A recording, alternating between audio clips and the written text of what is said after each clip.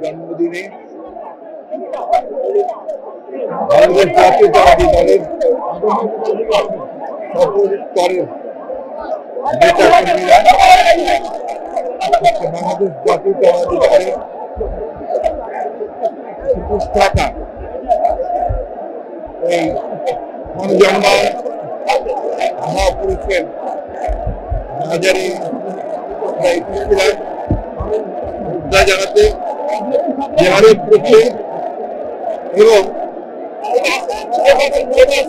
এই শপথ নতুন করে নিতে তার স্বপ্ন ছিল একটি স্বাধীন সার্বভৌম গণতান্ত্রিক বাংলাদেশ, আধুনিক বাংলাদেশ, উন্নত বাংলাদেশ নির্মাণের সেই স্বপ্নকে পূরণ করবার জন্য আমরা আমাদের জাতীয়তাবাদী দল সকল অঙ্গ সংগঠন আমরা ঐক্যবদ্ধ হয়ে আমরা কাজ করি। আজকে এই মহান নেতার জন্মদিনে বারবার করে আমাদের মনে পড়ছে যে এই নেতা জন্ম না হতো তাহলে বাংলাদেশের স্বাধীনতা অবশ্যই কি অবস্থায় যেত আমরা ঠিক জানি না। আমার একদিকে যেমন একজন সৈনিক ছিলেন, বাংলাদেশ স্বাধীনতা ঘোষণা করেছিলেন, তার ঘোষণার মধ্য দিয়ে বাংলাদেশের মানুষ স্বাধীনতা যুদ্ধে মুক্তিযুদ্ধে ঝাঁপিয়ে পড়েছিল। ঠিক একইভাবে 1975 সালে সিপাহী জনতার বিপ্লবের মধ্য দিয়ে তিনি যখন রাষ্ট্র পরিচালনার দায়িত্বে এসেছিলেন, তিনি বাংলাদেশকে একটি আধুনিক সমৃদ্ধ বাংলাদেশ নির্মাণের জন্য অতি অল্প সময়ের মধ্যে সমস্ত ক্ষেত্রগুলোকে নতুন সংস্কার করে তিনি দাঁড়িয়ে কাজ শুরু করেছিলেন এবং তিনি প্রথম বাংলাদেশে যে সংস্কার অর্থাৎ একদলীয় শাসন ব্যবস্থা থেকে বহুদলীয় শাসন ব্যবস্থাতে নিয়ে আসেন।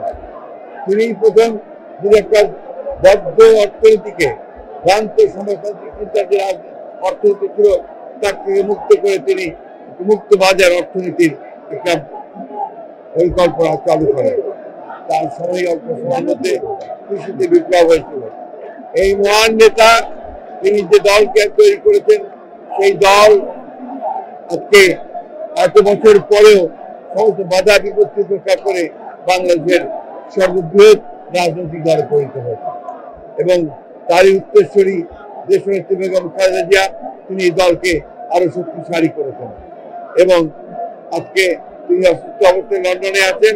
আমরা তার আরোগ্যের জন্য আরোগ্য লাভের জন্য দোয়া করছি এবং তারই যোগ্য উত্তরসূরি আজকে আমাদের ভারপ্রাপ্ত চেয়ারম্যান তার সন্তান তিনি আজকে এই হাসিনা ফ্যাসিবাদ মুক্ত বাংলাদেশের নতুন নেতৃত্ব দিচ্ছেন এবং বাংলাদেশ গণতান্ত্রিক আন্দোলনে তিনি একটা অসাধারণ ভূমিকা রেখেছেন।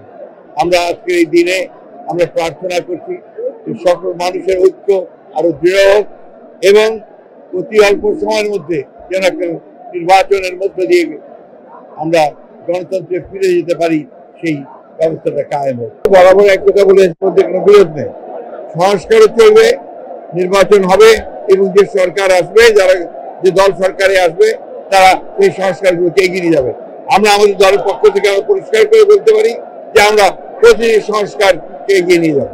প্রাথমিকভাবে এখনই কোনো মন্তব্য করতে চায় না, এই জন্য যে পুরো রিপোর্ট আমাদের কাছে এসে পৌঁছেনি। 1 নম্বর, 2 নম্বর, এখানে সরকার যেটা বলেছে এবং যে পরিকল্পনা করেছে এই রিপোর্টগুলো পাওয়ার পর রাজনৈতিক দলগুলোর সঙ্গে আলোচনা করবে, তারপরেই সিদ্ধান্ত হবে এবং ঐক্যমত ছাড়া কোনোটাই গ্রহণযোগ্য হবে না।